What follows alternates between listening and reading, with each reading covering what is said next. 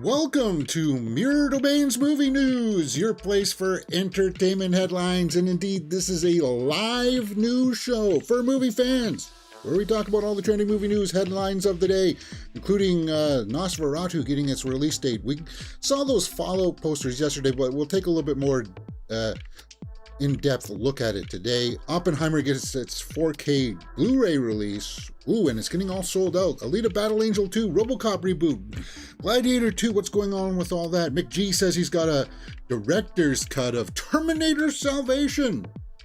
Do people really want that? I don't know. But we'll start off today's show by talking about Wonka, as it gets released next week. And first reactions are coming in. Wonka, first reactions praise Timothée Chalamet as indefinitely charming, intoxicating. Really? And pitch perfect. Yeah, I know that the ladies seem to like him quite a bit, right? So I guess maybe that's what they mean by intoxicating. I don't know much about that kind of stuff. Anyway, Timothée Chalamet.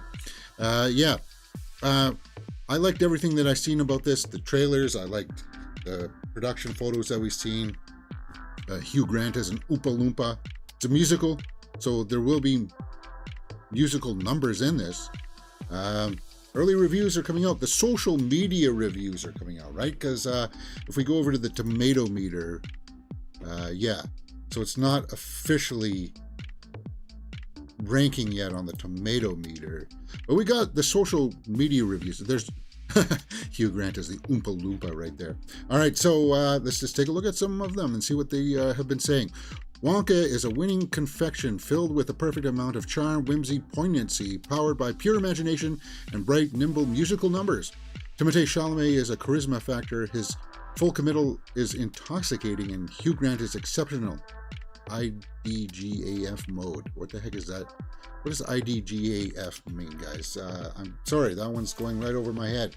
I'm not IDAGF short for what? I don't give a F. Okay. So what the is Hugh Grant is an exceptional? I don't. Yeah. Okay. Hey, it is what it is. Next. What's Jermaine Lucier?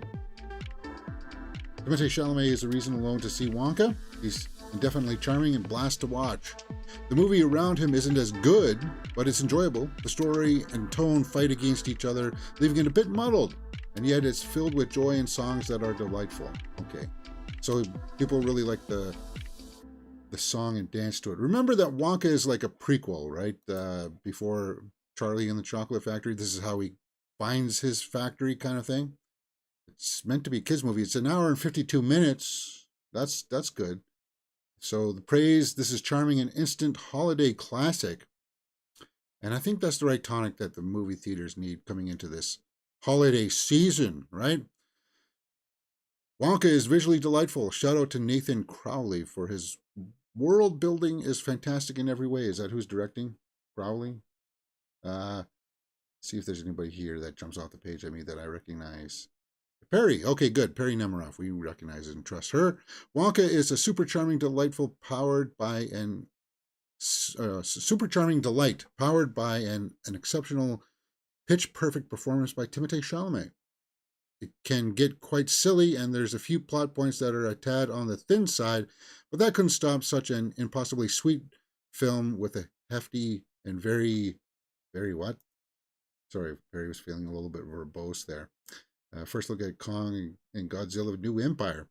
That's not what I clicked on.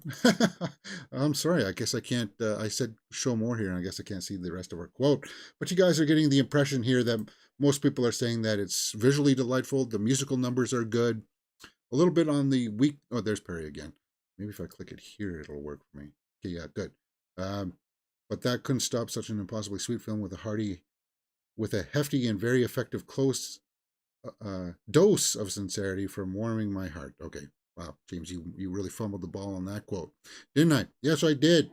But as I was saying, you guys are getting the impression here that, all right, so Wonka, early reactions coming in are that people are saying that it's charming. So it seems like it should be a harmless film, when it comes out December 15th. So, ooh, the Ides of December there. So it's actually more than a couple weeks because this week we got uh, Beyonce coming out, Godzilla minus one, and that John Woo movie, right? Is that coming out this week or is that next week? So we got one more week, December 7th and 8th, December 8th, and then we got Wonka. So it's really now 2 weeks away, I guess. 2.5 weeks. Uh, are you guys hyped for Wonka? I am. I think it's going to be just a fun, summer movie. Sally Hawkins is in this. Rowan Atkinson. All right. Jim Carter. Okay. Yeah. Cool. From Downton Abbey. Cool, man. Good cast. Olivia Colman. Yeah. Uh, what did you guys think about these early reviews? I'm not going to read them all. I mean, come on. I'm just trying to get a little read of the room here, right? And it looks like it's shaping up pretty good for Wonka. You heard me countless times talk about movies that are coming out during the week, and you've seen me go, where's the buzz for this movie? Like when we were talking about Napoleon, like nobody was talking about it. This is the kind of buzz that I was talking about. See, the early buzz for Wonka, now that we're 2.5 weeks out, is giving me a little bit of a measure of how things are going, right? And I think it's poised. I think it'll be poised to do well once the numbers start rolling in, the box office or the tomato meter score there. I think we'll be okay once those numbers start coming in. All right. That's not what I meant to have up, was the Godzilla Kong thing. I don't know what that is. All right, guys. So if you like this kind of stuff, hey, there's stories and stuff that you can follow on the TikTok and Instagram. And hey, if you like this kind of stuff, what else can you find here on Mirror Domains and on top of this movie news stuff? Well, we just watched the movie The Killer yesterday. Michael Fassbender, directed by David Fincher. Slow burn of a film. Very slow. We got movie reviews for Saltburn, Napoleon, The Hunger Games, Ballad of Songbirds and Snakes is up on the channel, as well as The Marvels. We got full reviews for that. We're in the midst of watching Survivor Season 45. Episode 10 goes tomorrow morning, guys. Episode 10, come join us here if you want to watch that. And, of course, Hell's Kitchen picks up back up this week, Episode 9 on Friday, guys. So really looking forward to that. Let's get back into the movie news with The Marvels. What the heck is this? Yeah, we just reviewed The Marvels, right? Aman Vellani says, Marvel needs to make audiences care about their characters again. Well, the thing that makes us care about them is, well, beyond the one stories that you see from a movie or a series, we need to know that it's driving towards something. That's what I think the consensus of what most of us want. We want to know that it's driving towards an Avengers movie. We don't know who's in the Avengers, right? So it's kind of like nobody knows what's going on. And I sort of agree with this statement as it's kind of on its face there. Audiences care about their characters again. Like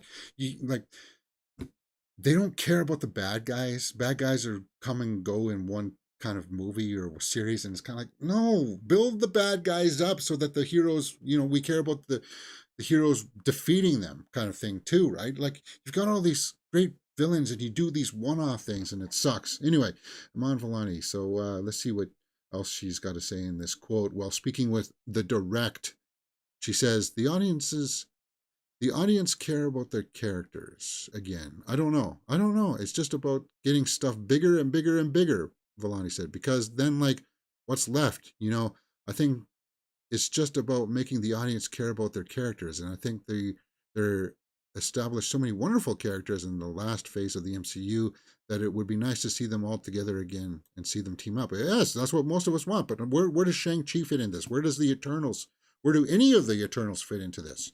Where does Miss Marvel fit into this now that the Marvels is done and kind of tanked at the box office? So obviously you're not going to get a Captain Marvel 2. That would just be like punching yourself in the face if you're Marvel. Well, why would you do that? You're not going to get the Marvels 2 because the Marvels cost so much money and it bombed at the box office. So it's kind of like that. Miss Marvel was one of the least watched MCU shows. I don't see her character like, if they bring her back, that's the definition of somebody of like studios shoehorning, jamming a character down our throats. She's had a series, she's had a movie, People didn't respond to it. Is a Young Avengers going to be enough? I don't know. And it sucks because Arglass says it rightly there in the live chat. Iman Vellani is awesome, and she is. She will have a great career with or without Marvel, and she will going forward if she gets into some other younger stuff. Put her in the next Scream movie. Put her in Scream 7. Yeah, there you go. That's what I'm saying. Um, Not as the main character, but it's just one of the background characters who maybe gets killed, or maybe she's the killer. Who knows? That'd be kind of fun, right? Um, yeah, the Marvels. I think because there are so many new characters, people want to start shipping people together and be like, oh, seeing Kamala and like the Red Guardian together. Well, I don't know about that. Who knows where it's going? Does the Thunderbolts really fit into the next phase? Are the Thunderbolts ever gonna? Are they going to be part of the team up against Kang and Kang Dynasty? I don't know. Nobody knows. That's part of the problem with the MCU right now, Amon. So it's kind of like we just have to roll with the punches, and hopefully they can get their act together there. I'm looking at you, Kevin Feige. Next, let's take some live comments. Arglass says Vikings. Arglass Viking says, I like a good Christmas movie. Wonka looks like it'll bring the feels and nostalgia. Yeah, I don't know about the nostalgia, but it looks like it's got the right tone, right? Wonka got a red carpet premiere, so the buzz is well and truly in the air. Yeah, definitely, for sure. For sure. Next, Nosferatu. We saw this yesterday. We got an image of it, right? Robert Eggers is making a Nosferatu, and it's due out next December. So it's got the release date. He did The Witch, The Lighthouse, and The Northman. Great filmmaker. He's on the cusp of breaking into the top 5 for me, at least. He's in the top 10 right now for me at 100%. Great talent. And I'm looking forward to it. So we saw the image of Count Orlok yesterday, right? Or December 25th. And it was just like a blurry image. Oh, yeah, we've seen Lily Rose Depp. She's one of the, I guess she's the female that Count Orlok gets infatuated with, right? We see his hand there. We can promise that his Nosferatu planning quite a Christmas feast. So so next Christmas we'll be getting Nosferatu. We didn't get an image of that. I don't know why I didn't pull that up. Probably because I put the show together quickly today, because I had to do some laundry that took me forever to do. All right, where are we at? Looking for that new picture. Come on, James. Yeah, there it is. It was just of Nicholas Hoult. It's really small for some reason. Why is that small?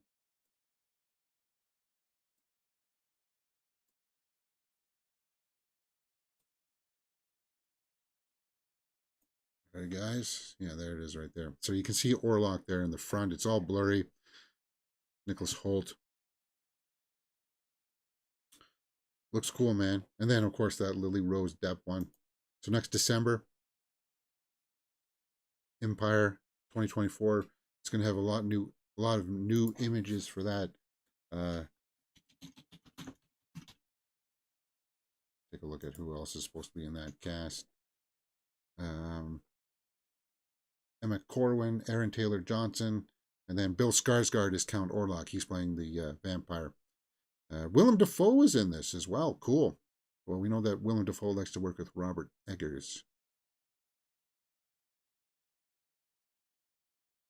because of The Lighthouse, right? And I'm really looking forward to seeing Lily Rose Depp in this, because Anya Taylor-Joy was supposed to be in this as Ellen Hutter, but then she dropped out due to scheduling issues, and then Lily Rose Depp picked up. And I haven't really watched much with her in it. I tried to watch Yoga Hosers. It just wasn't happening. Ralph Ineson, good. Yeah, he's a staple of Eggers as well. He was in The Witch, obviously. And I think he had a small part in Northman, too, didn't he? Let's just take a look. You'll recognize him. Iconic voice. The Witch is his best work. Yeah, he had a small role in The Ballad of Buster Scruggs as well. Yeah, he was in The Creator as well. He was one of the military guys, right? Final Fantasy 16. He's one of the voices in that game. Cool. I'll have to download that and play that. Yeah, he was in one of my favorite movies of the year, To Catch a Killer, The Pope's Exorcist. Yeah, he was the voice of the young kid who got possessed. Yeah, you totally recognize this guy, the Northman. Yeah, he was Captain Vladimir. Yeah, that's right. He was in the Northman. Okay, good. Yeah, so he's done that, The Witch, and now Nosferatu with Robert Eggers. I still, and yeah, he was the voice of the Green Knight in the Green Knight. Um, I still think The Witch is probably his best work. A good actor, and I can't wait to see him in Nosferatu. All right.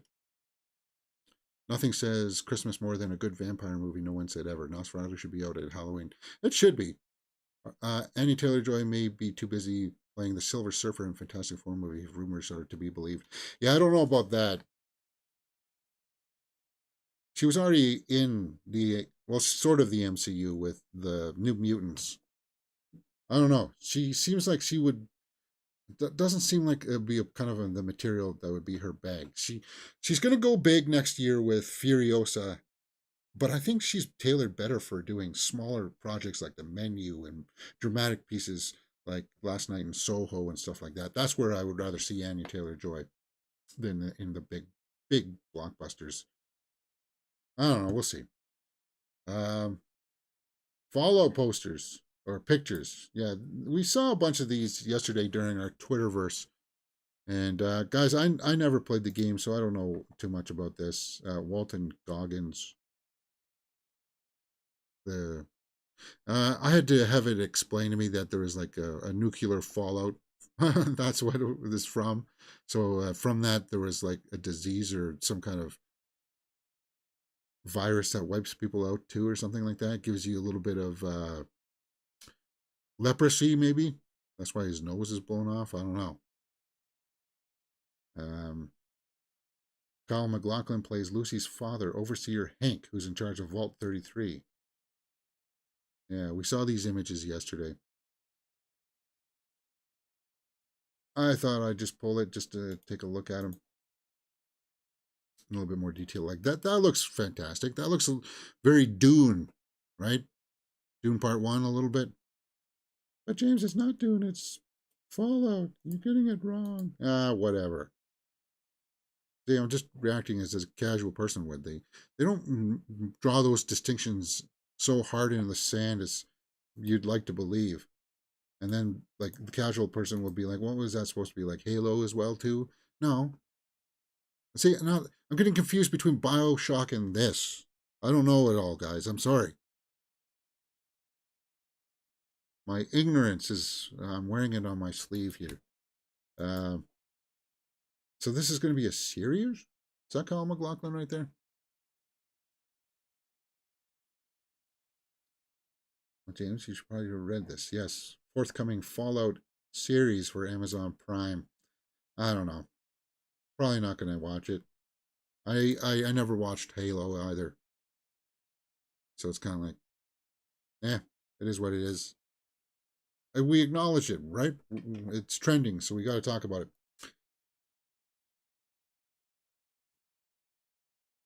Nosferatu, Fallout, and then Oppenheimer. Did we talk about Napoleon? Ooh. Oh. We're going to have to move that to hit or miss because I forgot to put that in the notes, James. Very well. Let's move on with Oppenheimer. Oppenheimer 4K discs sold out everywhere. Universal working to replenish inventory. Wow. So there's a big draw that people want that on 4K. And it would look beautiful in 4K because it was shot in IMAX. So when it's on the smaller screen, it's going to look so crisp. But the sound design is what really made that movie. Like the seats shook in my theater, and not just from like the bomb going off, like those nightmare sequences that he would have, like where you would see like the clouds and stuff of the explosion. I was like, wow. Anyway, 4K is running out, huh? It's out. No evil streaming service can steal it from you, Christopher Nolan said the other day, talking about physical media and about Best Buy not carrying it anymore. So the film is selling out at $200 a pop. Wow. So if you got a 4K version of that, you can sell it on Amazon, turn it around for a tidy profit, I would say. Yeah. I didn't know that. Otherwise, I would have gotten in on the game. Any, why is there a big belly there? For God's sakes. Wonderful to hear that people are going nuts over physical media. I'm ordering Oppenheimer right now. Well, good luck with that, man. That's happening at my local stores too, which is not the norm. Usually you see shelves stocked with the latest movie, and physical media seems doomed. I was actually excited to see Oppenheimer sold out. Yeah, even if it means having to wait a few days now to get mine in the mail.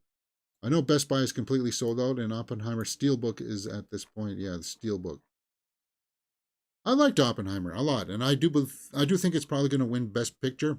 I just I don't know if it's something that I would like to own. Like, it's not a film where you'd be like wanting to put it in once a year and say, "Oh, this is one of my favorite kind of things that I like." If you're a student of filmmaking and stuff like that, you will want to watch that. But it's kind of like, and for acting wise, Robert Downey Jr. better get nominated for that too. And I liked Emily Blunt in it too. Not enough people are saying that Emily Blunt, because she played off uh, Killian Murphy brilliantly in that. So, just to let you know, if you're looking to try to get a hold of Oppenheimer in 4K, you might run into a roadblock there. Alita Battle Angel 2. Alita Battle Angel 2 talks are still happening, according to producer John Lando confirms. Oh, he confirms it, huh? They're still developing it. Well, we thought that they were going to be developing. Robert Rodriguez uh, directed the first one, produced by James Cameron. So James Cameron was originally going to do this one. I was late to the party for Alita Battle Angel. I didn't see it in the theater because I thought, well, the visual effects looked mediocre, and it was in some points. But I actually, when I saw it at home here, I actually kind of liked it. It was a good story, and there's definitely room there for that world to expand and show us more. Because we actually ever get to see what's on top of the platform? Did we get to go up there? I mean, there's lots, right? So John Lando said with Screen Rant recently, quote, "Yes, I just answered that I knew before you even got there. I'm very proud of that film, and we're doing it concurrently with Avatar. I was down with Robert on the set doing all that, and Jim was involved too. I saw it. It came to HBO one night, and Jim watched it and called me after he watched it. He said, 'John, Alita was on, and I just decided to watch it. It's a good movie.'" And it is. So I want to be able to definitely do more in that world. I do too. I want to see more, because it was like that mix of like Blade Runner with um, battle royale robots kind of thing, right? I like that kind of stuff. It was well done. What do you think of Killian Murphy tipped to play Doctor Doom, James? Is that what is that what's going on?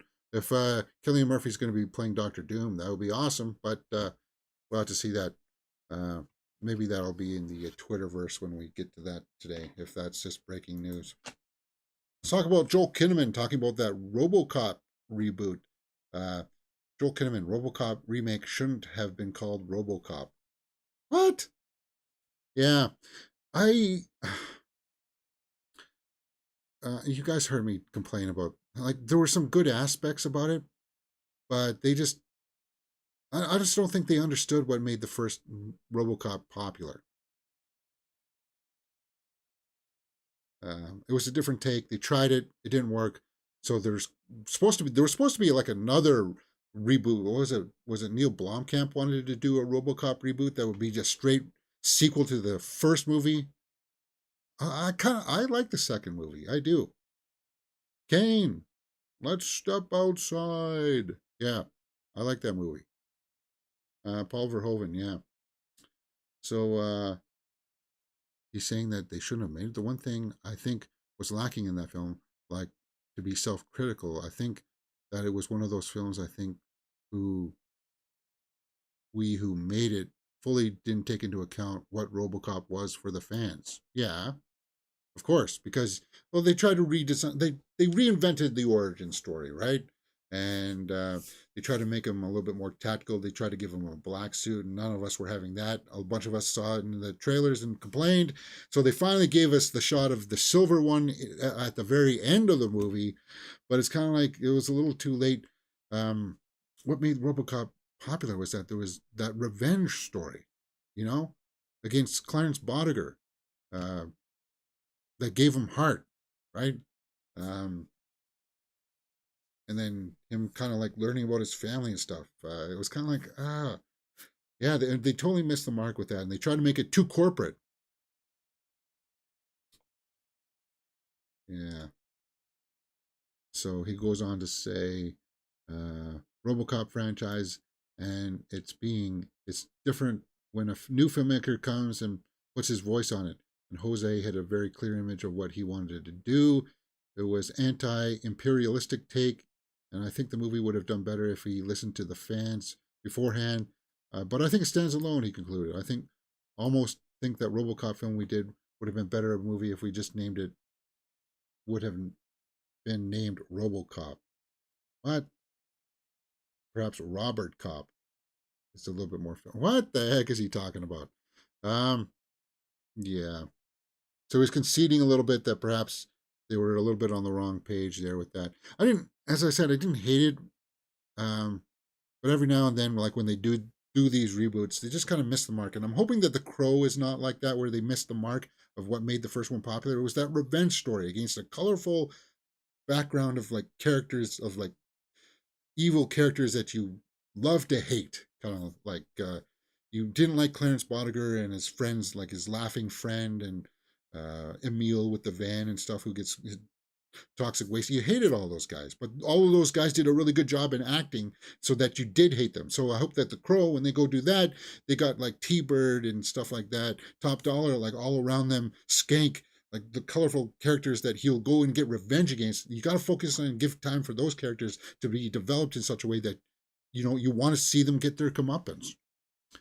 I don't know. Anyway, I'm passionate about that story, so I wanted to talk about it. Gladiator 2 is something I'm also passionate about, so let's talk about that. Ridley Scott reveals details about Denzel Washington's character in the upcoming sequel. Yeah, well, I thought he was like a nobleman who gets wronged or something. Like he owns some of the gladiators or something, and then he takes the side of the gladiators, I think, doesn't he? Let's just see what he says. Paul Mescal is really fit and stays that way. I haven't seen the other ones yet, so I hope they hadn't porked up. What? Ridley, you said that about the rest of the cast? So Denzel Washington, physical fitness was brought up about Denzel Washington. Well, no, he can still do it. If you watched some scenes from Tragedy of Macbeth, he's got a few things in there that he. Oh, and of course, Equalizer 3. Yeah, no, he can still do action. What are you talking about, Denzel? Uh, Scott replied, "Quote, um, that is his thing. I think his manner, and obviously he actually in a bad mood, and he's actually in a bad mood. I think it's just the way he is. He tends to be abrupt. You got to be sort of used to that, but nevertheless, he's quite charming." Revealed that Washington lends to some extra acting gravitas. Yes. Um, so he explained about Denzel's character in parallel to Lucius. There's a parallel character, the owner of a business that supplied weapons for the Romans, who supplied the oil when they traveled, who supplied the wine when they drink. They wouldn't drink water, they drank wine. When they traveled, who would supply wagons and horses and tack? They had to be their arms dealers for the period. Oh, so Denzel's playing an arms dealer? There's a man who is already rich from supplying the weapons and catapults. His hobby is like a racing stable except it's gladiators. Okay, so he specializes in getting stuff for gladiators. That's what I'm getting from this, right? He likes to actually see them fight, and it evolves that's where he came from. He was captured in North America and evolved into a free man because he was a good gladiator. So he was a gladiator. Okay, but he hides that because he's now realizing the potential of his actual power.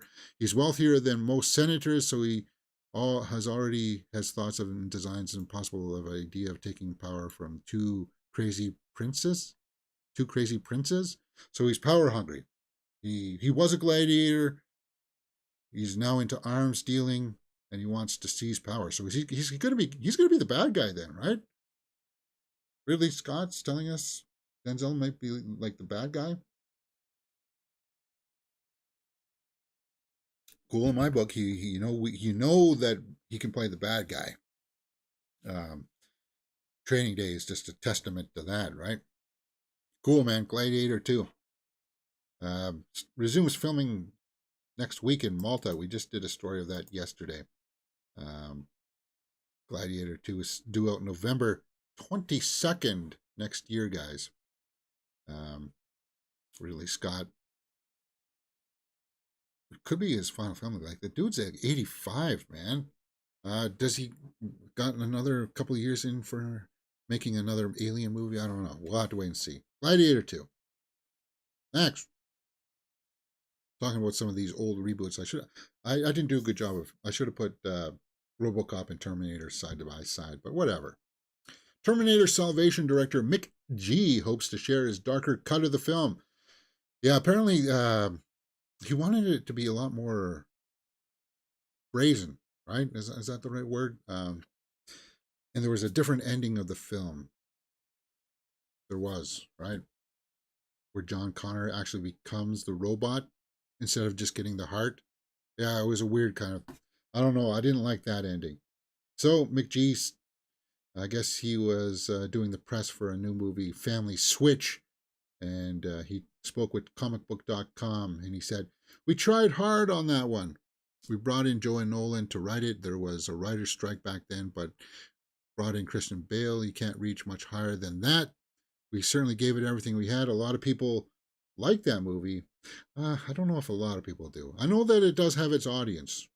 I'll grant that. It didn't quite do what I hoped it was going to do. I have been living with what it would have been a long time. There's a cut out there with an entirely different ending. Yeah, where John Connor becomes the robot. It sucks.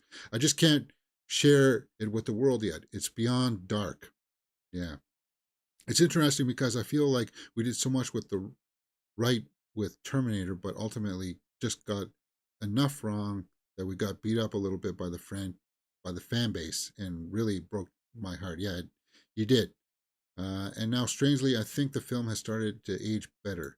I don't know about that either. Um, there's some interesting concepts in there, but again, they were trying to what? They totally blew the Sam Worthington reveal that he was the robot.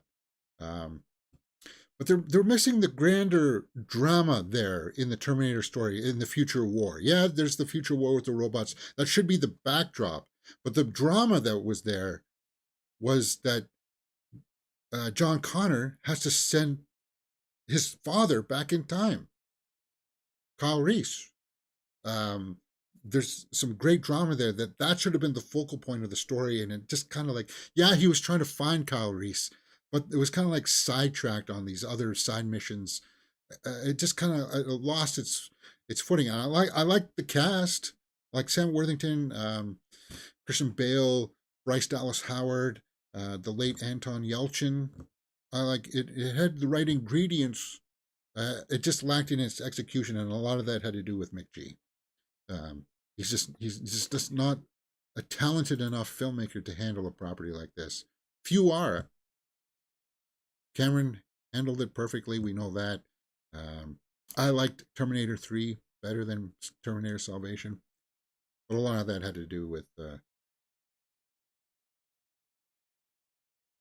just the storyline.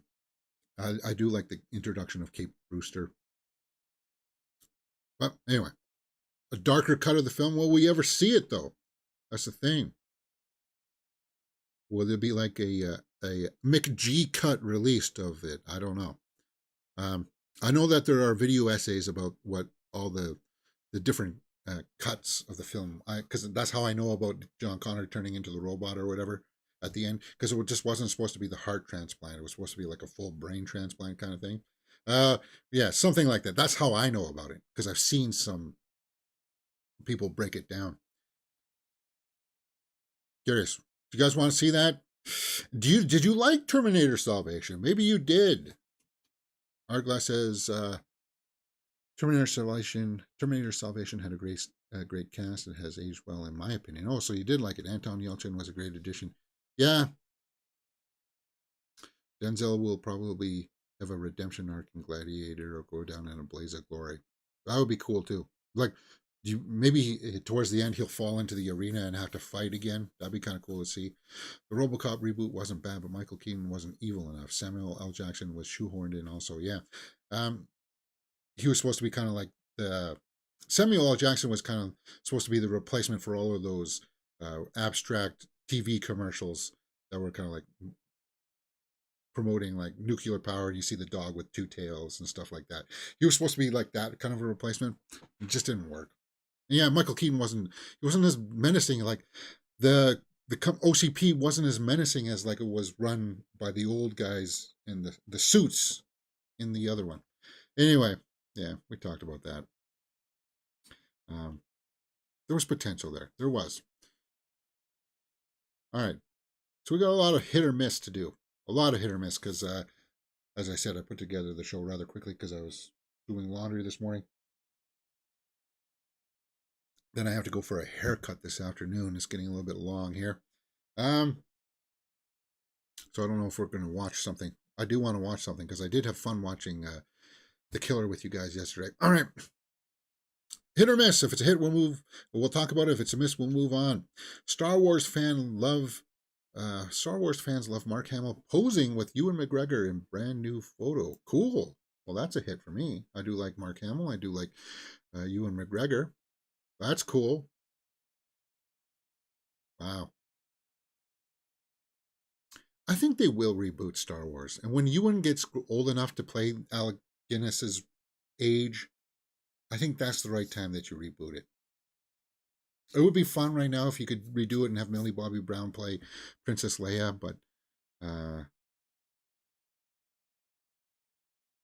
yeah, you just I think if you're going to reboot Star Wars, then you would reboot everything. Just and don't retell it uh, exactly shot for shot. Reorganize it the way that people thought that it was going to go. Right? Maybe you wouldn't even start with Phantom Menace. You would start with Episode 2 of Anakin and Obi-Wan, and try to do it and maybe a little bit more in a traditional storytelling. Get somebody in there that can write the dialogue really well. I still like the prequels, so it's kind of like I'm not one of those fans that hates the prequels. Okay, this is basically the perfect photo. There's no topping this. Thank you for your submissions. Kindly go home now. We have a winner for eternity. Was this at some kind of Comic-Con or something? Moscow Convention Center or Fan Expo in San Francisco. Okay. Well, that's a cool image. That's fun. And these two guys, everything you hear about Ewan McGregor and Mark Hamill, like as people, um, if you're a Star Wars fan, they know that, and they will accommodate you if giving you like an autograph and stuff like that. That's cool. Next, Last of Us Season 2 will include previously cut game content from Part 2. Okay. Yeah, well, this should get underway pretty soon again. They should start filming that hopefully early next year. Right? I just, from the leaks that I know, I don't know.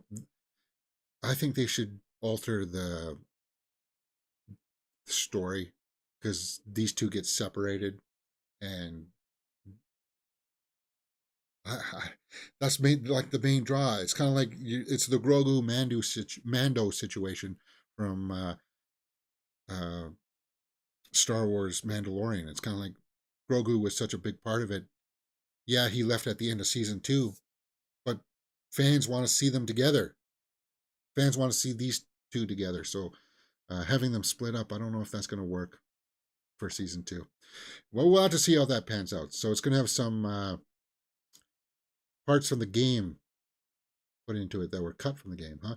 Caitlin Dever reportedly is in talks to bring Abby to life. Do we know who Caitlin Dever is? Why does that name sound familiar? No One Will Save You. Oh, yes. Ah, she was in that Alien movie. No One Will Save You. So she's going to be in it. Well, she was good in that No One Will Save You. She was in Booksmart. Okay. Yeah, good actress. I'd see that. Thanks. Taylor Swift, Bad Bunny, Miley Cyrus top Spotify's most streamed lists. There's Miley. Bad Bunny. Sorry, your superhero movie's not going to turn out for you, man. But it is what it is. El Muerto, right? He was going to be in that. Taylor. Yeah, Taylor's had so many re-releases though, so that makes sense. Like, I don't think it was Midnight's. I think it was probably all of her re-releases of like Red in 1989, right? For Taylor, top song went to Cyrus for Flowers. Top album went to Bad Bunny. I've never even listened to one track from Bad Bunny. Not one. Swift's Midnight ranked second. Okay, so it was Midnight's for Taylor Swift, huh? Most streamed. Taylor Swift was number one. Good. Then Bad Bunny, The Weeknd, Drake, Travis Scott. Never even heard most of these people. Lana Del Rey. I never heard of Carol G. I think I might have heard of Za. Never heard of Fade, Peso Pluma. Never heard of them. Sorry. Most streamed songs globally was Flowers by Miley, Kill Bill, Anti-Hero by Taylor, Cruel Summer. That was on the Lover album. That was a long time ago. Not a long time ago. 3 or 4 years ago. Midnight's most streamed albums, Midnight's. And then Lover by Taylor. Most streamed artist in the US, Taylor. Most streamed songs last night. Okay. Oh, you got the picture, right? Taylor. Yeah, and she just released a new song, You're Losing Me from the Vault. I listened to a little bit of it this morning. It was okay. I don't know if it's going to be the next single or anything. It was okay, though. Next, Percy Jackson. Oh, yeah. Guys, we saw the episode titles for this yesterday. I don't think we need to go back into this. The trailer, it's dumbfounding some people out there that it's getting a whole bunch of reactions. People are responding to it. And it comes out on Disney Plus on the 20th. So we'll have to see. I said that we were going to do watch-alongs for it, and I think we still probably will. I said I was going to do watch-alongs for Monarch, but I forgot to sign up for Apple TV Plus. I just got too much to do, man. Wow. Yeah, so the trailer has received a lot of views. Let's see how many. 6.8. Wow. 6.8 million views for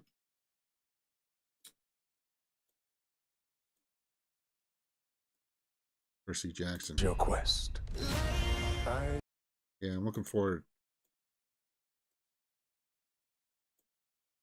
I think it's going to be good, man. We got to figure out what you're good at. Should I try again? Yeah, Walker Scobell there.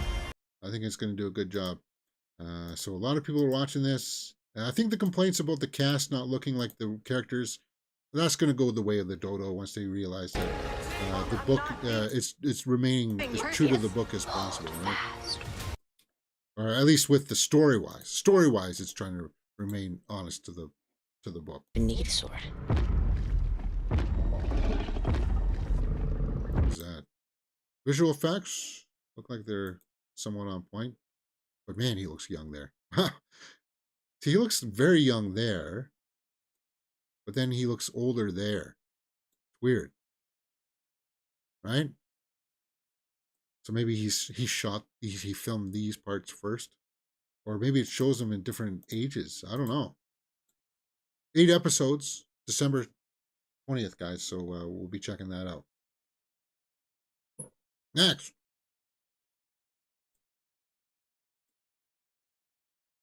Ah, yes, I forgot this story. Producer Kevin J. Walsh on how Napoleon achieved the best of both the streaming and theatrical worlds. Yes, because Napoleon apparently is out on Apple TV Plus right now. Right? I don't know how it achieved the best. I think this is just a puff piece of them trying to, I don't know, say that it was a success despite the fact that it kind of bombed at the box office. No, strike that. It was a bomb at the box office. Um, and it's going to be a bomb because it costs too much money. It's over a $200 million film, and it's only made $80 million on its opening weekend, guys. On an opening 5-day weekend, it made $80 million. So it's not going to make its money back. Napoleon, Killers of the Flower Moon, bombs. Yeah, you heard me say that so many times. Drive that home. It gets under your skin, and people don't like it, but those are just the facts. All right, I just got to see who. Somebody sent me a message here.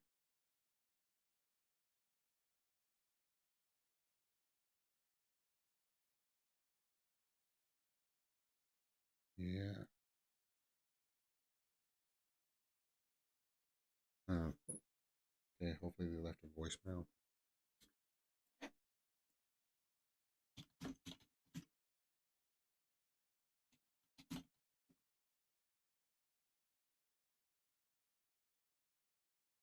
All right, guys. That's all I got in the can for today. I know that we don't have that much. Thought we would just go over to the movie web, maybe. No, let's go to the Twitterverse. We'll see if we can find that story about uh, Doctor Doom. Zack Snyder says he's been dismayed to see Amber Heard suffer online abuse. What? Why are you dismayed? I just don't get it. If other people don't like her, I don't know what to say. I would work with her in a second. Well, I don't know if it's her work ethic that's under question. It was just all of the fallout from the Johnny Depp uh, and her pooping in the bed kind of thing. Ruining the sheets, cutting off his finger. That didn't sit well with a lot of people, Zach. I don't see why that should be hard to understand. Next, the trailer for What We Start From um, showed a pregnant lady in the bathtub there. Um, that wasn't nudity, was it? Jodie Comer.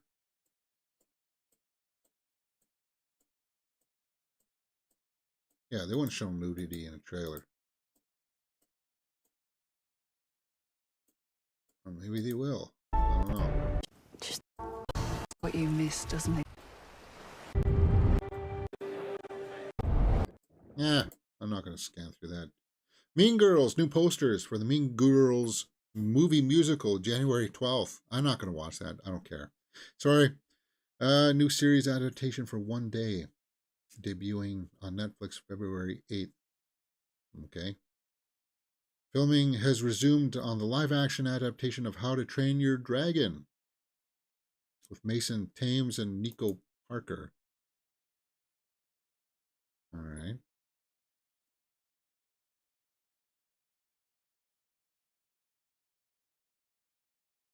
UK premiere of Wonka. Cool. Josh Riviera. Don't know who that is. Timothée Chalamet. Early reviews for Wonka. Yep. Jessica Chastain for Memory. I saw that trailer dropped yesterday. I haven't watched it. I do like Jessica Chastain. Timothée Chalamet for Wonka. Who's that? Velvet? Crushed Velvet? With no shirt? It's got to be a little bit itchy, isn't it? Olivia Colman for Wonka. What are some of your favorite movie posters of the year? Of the year? I don't know. Those Oppenheimer ones were pretty effective. Barbie. There it is. Barbie. Alfonso Cuarón's 62nd birthday.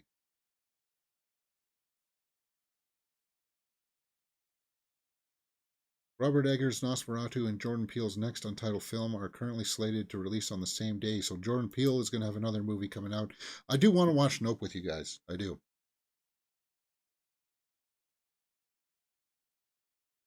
We'll have to see.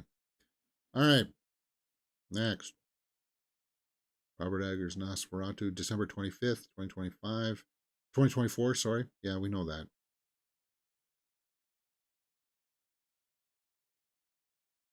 IndieWire, we don't pay attention to that site because it's right-winged funded. Past Lives, Tasty Things, yeah. Joyland director Sam Sadiq is writing a second feature film set in Manhattan. Okay.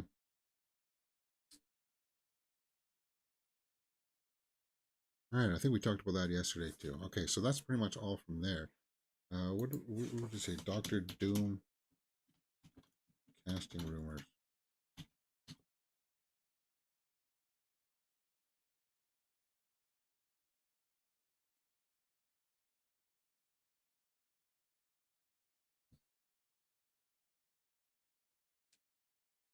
It would be a good casting.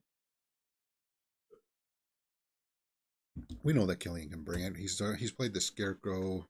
He's played villains before, so it's kind of like, yeah.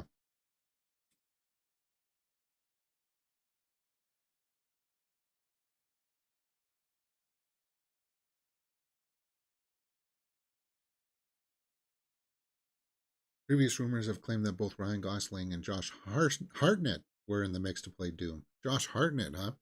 Ryan Gosling, no, I don't see that. Hartnett, that'd be interesting. He was really good in Oppenheimer too. He's coming back into the game too, and he can bring it still. He can still bring it. He was like one of those teen heartthrobs that made like a lot of those rom coms, and he thought his acting level was only like he had like a small confined range, but Oppenheimer showed that he still got that ability to go beyond that gear. He does. Recently, we heard that Ray Fiennes and Jason Clark. No, not Jason Clark. That would just be Jason Clark. I do like him as an actor, but he's got zero charisma. Uh, the camera doesn't like him. He is a competent actor though, right? Um, Terminator. He was one of the downfalls of Terminator Genesis, like the casting in that. You don't see he doesn't scream John Connor in that, but he's good in things like Lawless, Dawn of the Planet of the Apes. I liked him in the Pet Cemetery reboot, but he was terrible in Genesis. He had a small role in Oppenheimer, and yeah, in that kind of a role, he's effective, but not Jason Clark. Mads Mikkelsen, that's everybody's go-to. Mads Mikkelsen. We just did a story yesterday of him maybe playing the bad guy in the Naked Gun reboot. I don't know. Cillian Murphy, that would be an interesting choice. Let's stay on comicbookmovie.com and see what else is here. Jennifer Garner on Deadpool 3 return reports. I don't know what you're talking about.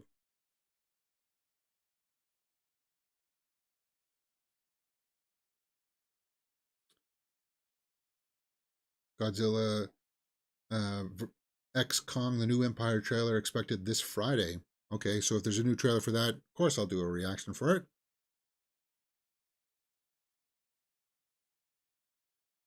Nosferatu release date. Yeah, we talked about that.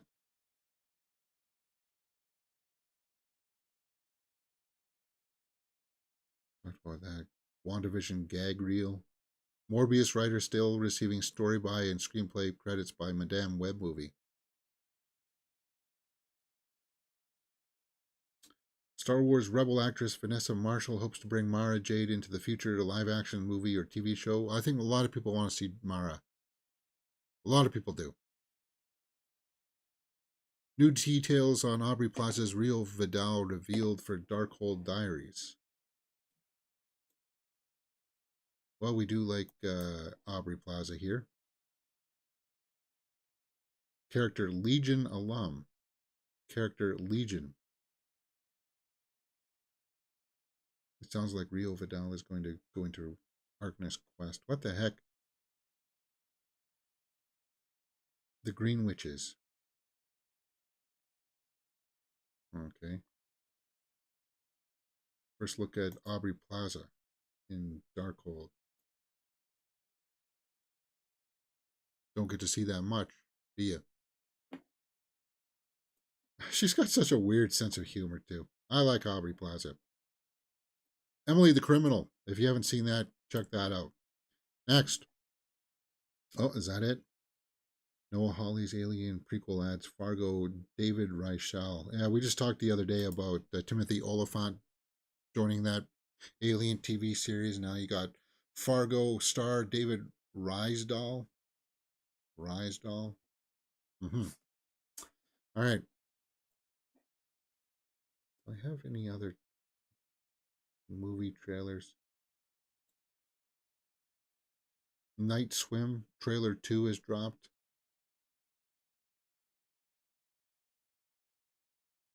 The Night Swim, I don't know. I don't know if I'm really hyped for this one. Let's switch over the audio, James. It's kind of like that monster that gets released into the pool. The first trailer did sort of an okay job of that, showing us that. The second trailer, I don't know. Years, maybe they weren't pool people. This is not for the kids. I used to be scared of pools. Is that Billie Eilish in the background? So yeah, she goes into the pool that night, and there's a creature that comes up from the drain that tugs at her and scares her. Ooh. Oh, it looks like there's maybe more. Is there some kind of virus or contagion? Ooh. You can see, look at his neck. Yeah, there must be some kind of a virus or something that makes you want to kill. Like, it is creepy. Zombieism, it almost looks like, right? Like, look at his face there. Oh. What are you afraid of? Ooh. Maybe a little bit of ghost entity. It's not standing there, and then when the lights go on, it's standing there. Yeah. Kind of like Lady in the Water from M. Night Shyamalan, except it's an evil entity that comes up from the swimming pool. Night Swim. Directed by Bryce McGuire. Written by Bryce McGuire. Looks decent. The modern horrors are getting weirder. And the sales of the in-ground swimming pools just took a dive. I don't know about that.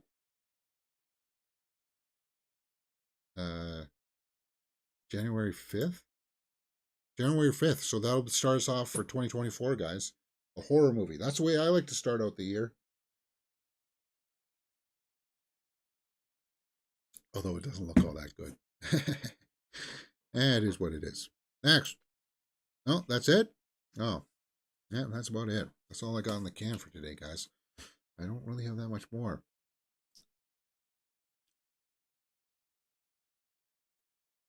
Go over to the Reddit verse and see if pull up the Reddit roundup, see if we got anything over here. What is the best film you watched last week? Last week? Ballad of Songbirds and Snakes is the last best one I think I've seen. Temple of Doom is unhinged. Indiana Jones and the Temple of Doom? Hey, I like that one. What are you talking about? What movie joke have you just got understood? I don't know. That's weird. Nielsen streaming Jennifer Lawrence romantic comedy No Hard Feelings took over the first place with 1.1 billion minutes viewed. Well, if you wanted to see Jennifer Lawrence full, yes, you get to see it in No Hard Feelings. Sonic 3 begins production. First look at Shadow the Hedgehog. Shadow the Hedgehog. Cool. Sonic 3, first look. I have to watch the second one. I like the first one. I just never got around to see the second one. When my niece wanted to go to it, I wasn't available. So there you go. Interesting article about why trailers for musicals are hiding the fact that they're musicals, because nobody wants to watch musicals. West Side Story proved that. Nobody wants to watch big musicals. The opening scene to Star Trek 2009 is incredible. I don't know about that. Who's the greatest comedy villain of all time?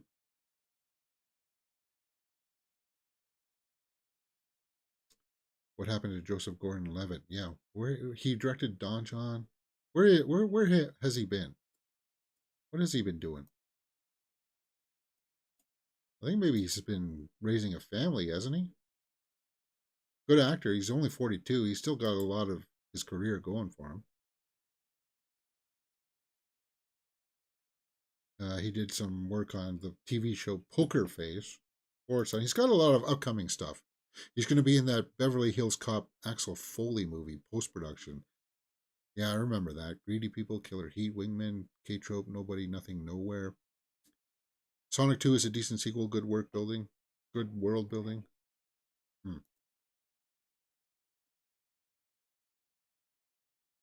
Prince Charles Cinema in London will be doing several screenings of Master and Commander of the Far Side of the World in December. Oh, okay, cool. I just rewatched Jackie Brown. I effing love it. I don't know. I think Jackie Brown is one of Tarantino. It is my least favorite Tarantino film. There it is. I said it. What movie do you think should be more popular based on the how quotable it is? Yeah, so it's just a bunch of people saying what ifs here. Not that much. All right, guys. So that's pretty much it is for today. As I said, I got to go out and get a haircut this afternoon, so I don't know if I'll be back on. We'll have to wait and see. I didn't do any reset work for World of Warcraft either. I got to get back into it. All right, so that's it for me today, guys. Hit that thumbs up button, subscribe. Come join us tomorrow for more Survivor. Looking forward to that, and I'll see you next time here on Mirror Domains.